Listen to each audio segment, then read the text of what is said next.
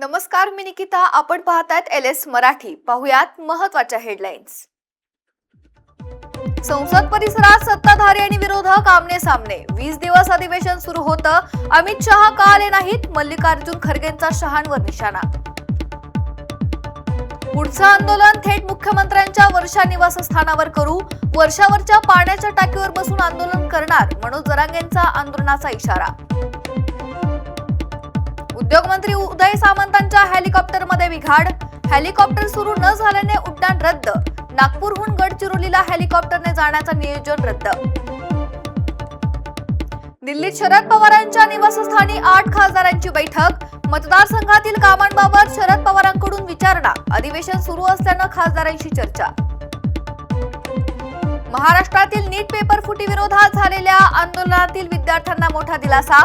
विद्यार्थ्यांवरील गुन्हे मागे घेण्याचा मुख्यमंत्र्यांचा निर्णय. राज्यात 17 ऑगस्ट नंतर मराठी न येणाऱ्या ऑटो चालकांवर कारवाई. मराठी येत नसल्यास लायसन्स होणार रद्द. परिवहन मंत्री प्रताप सरनाईकांचा ऑटो चालकांना थेट इशारा. या महत्त्वाच्या हेडलाईन्स नंतर पाहुयात सविस्तर बातम्या. उद्योगमंत्री उदय सामंत यांच्या हेलिकॉप्टरमध्ये आज सकाळी बिघाड झालाय. सामंत नागपूरहून गडचिरोलीला जाण्यासाठी हेलिकॉप्टरमध्ये बसले होते. नागपूर येथे हेलिकॉप्टरमध्ये बसले, मात्र हेलिकॉप्टर सुरू करत असताना ते सुरू झालं नाही. हेलिकॉप्टरमध्ये तांत्रिक बिघाड असल्याचं कॅप्टनच्या लक्षात आल्यानंतर उड्डाण रद्द करण्याचा निर्णय घेण्यात आलाय. त्यानंतर उदय सामंत हे कारने गडचिरोलीच्या दिशेने रवाना झालेत.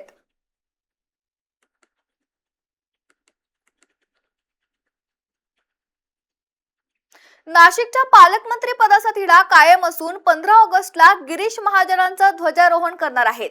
याबाबतचे पत्रक राज्य शासनाच्या सामान्य प्रशासन विभागाकडून जारी करण्यात आलंय. मंत्री गिरीश महाजन नाशिक जिल्ह्याचे तर दादा भुसे अमरावती आणि नरहरी झिरवाळ हिंगोली येथे ध्वजारोहण करणार आहेत.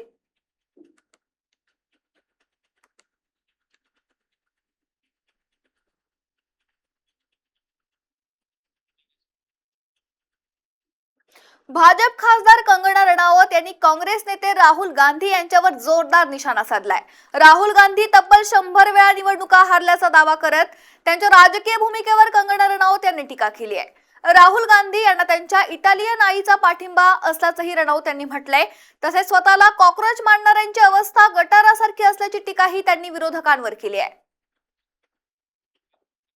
देखिए, जो लोग खुद को कॉकरोच बोलते हैं, तो अगर हम कहें कि कॉकरोच तो गटर से निकलता है, तो इसमें क्या बुराई है? तो मैं ये कहना चाहती हूँ कि जो लोग खुद को कॉकरोच कहते हैं, तो हम तो साधारण यही कह रहे हैं कि भाई गटर आपका घर है, तो अब आपको इससे क्यों दुख हो रहा है? लेकिन जो लोग खुद को कॉकरोच नहीं कहते हैं और उनको कॉकरोच से कुछ लेना देना, मैं तो नहीं मानती कि मैं कॉकरोच हूँ, मैं नहीं मानती मैं कॉकरोच हूँ। जो लोग नहीं मानते, तो मुझे कोई कहेगा कि मैं गटर में रहती हूँ तो मैं मना करूंगी नहीं, लेकिन जो कहते हैं कि मैं कॉकरोच हूँ तो वो गटर में ही रहेगा और क्या, तो उस तरह की उनकी मानसिकता होगी। लेकिन ये कह देना कि जी मैंने सबको कहा, सब युवाओं को कहा, ऐसा नहीं होता है। सब अगर कुछ युवा ड्रग्स करते हैं और हम ये कहे कि नहीं, कुछ युवाओं ने जो है वो आजकल जो है ये एक इस तरह से एक रीत चली हुई है कि ड्रग्स की या किसी और तरीके की बैटिंग की, जुआ की या किसी और तरह की ऑनलाइन के जो एडिक्शन हो जाती है, ब्लैक वेब की, अगर हम किसी युवा वर्ग को संबोधित करें तो इसका मतलब ये थोड़ा ना है कि सब, बताइए मेरा ऐसा कहा मैंने लिखा है कि सब युवा गटर है? मैंने स्पेसिफिकली सम पीपल या सम वुमेन, ये मैंने स्पेसिफिकली लिखा हुआ है.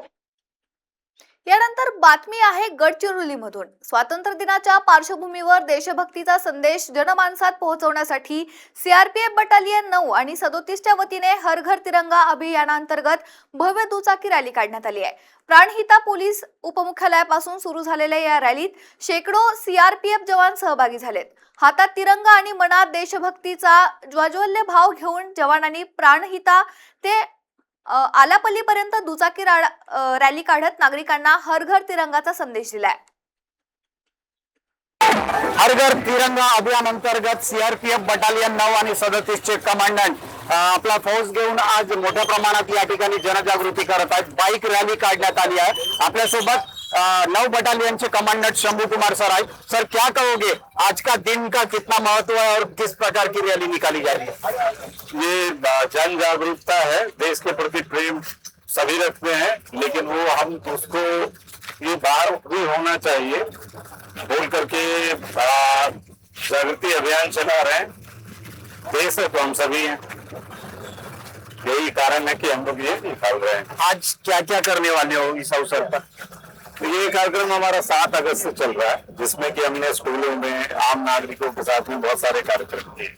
जैसा कि इस पर 150 वर्ष पूरे हो रहे हैं वंदे मातरम गीत के, तो सभी लोगों को शामिल कर रहे हैं और ये हम वंदे मातरम गीत आम जनों के बीच में जैसे जनगण मन प्रचलित है उसी प्रकार से वंदे मातरम को प्रचलित कर रहे हैं, जिससे हमारी देश भावना सभी में बहुत भरे रहे।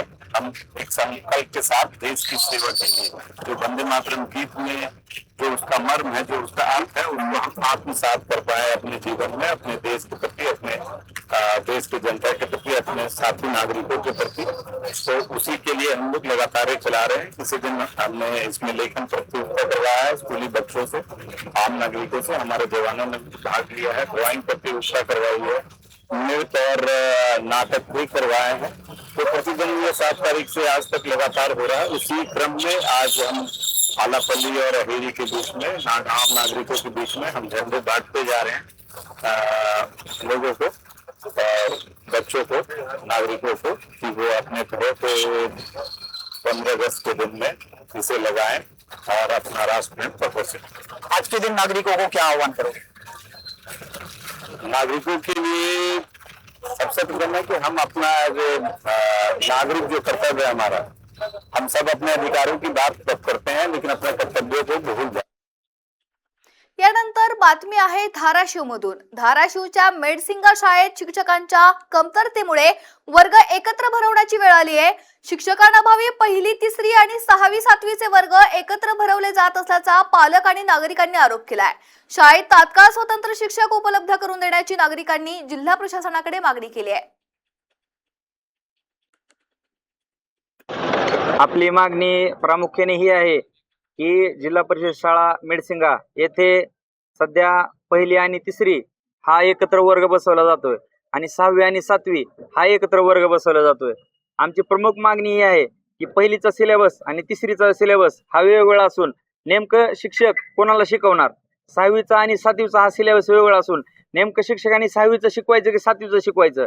शासनाने असं करावं की सगळ्याला पहिली ते 8वी एकच अभ्यासक्रम करावा व पहिली ते 8वी एकत्र बसवावे आणि एकच शिक्षक नेमावा। जर शासनाच्या माध्यमातून जरी पटसंख्या किती असेल तरी शासनाचा त्यांना त्यांची जिम्मेदारी आहे की त्यांना प्रत्येक वर्गाला एक वैयक्तिक शिक्षक देणं व ग्रामीण भागातील तरुणांचे जे शिक्षणाचा स्तर हा उंचावणं हे शासनाचं देखील तेवढंच कर्तव्य आहे। या सविस्तर बातम्यानंतर घेऊयात महत्त्वाच्या घडामोडींचा आढावा वेगवान घडामोडींमध्ये।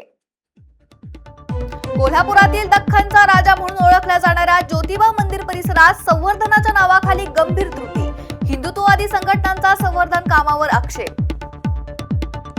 नाशिकमध्ये 7 दिवसातच 19 जणांना डेंग्यूची लागण, आतापर्यंत शहरात 670 डेंग्यू संशयित रुग्णांची नोंद, महापालिकेचा आरोग्य वैद्यकीय विभाग सतर्क। बीडच्या धारूरमध्ये सोयाबीन पिकांवर अळीचा प्रादुर्भाव, सोयाबीन उत्पादक शेतकऱ्यांपुढे नवीन संकट, प्रशासनाने पंचनामे करण्याची शेतकऱ्यांची मागणी। वाशिममध्ये एसटी प्रवाशांना दिलासा, एनसीएमसी कार्ड धारकांना सवलत देण्याचे निर्देश, कार्ड काढण्याची मुदत 1 सप्टेंबर पर्यंत। जालना शहरात 6 किलो गांजासह 2.55 लाखांचा मुद्देमाल जप्त, आरोपी श्याम ठाणगे पोलिसांच्या ताब्यात, तालुका जालना पोलीस ठाण्यात गुन्हा दाखल, पुढील तपास सुरू। राजस्थानहून भोकरदनमध्ये येणारा गुटखा जप्त, विविध कंपन्यांचा गुटखा आणि सुगंधी पान मसाल्याचा 61,56,000चा मुद्देमाल जप्त।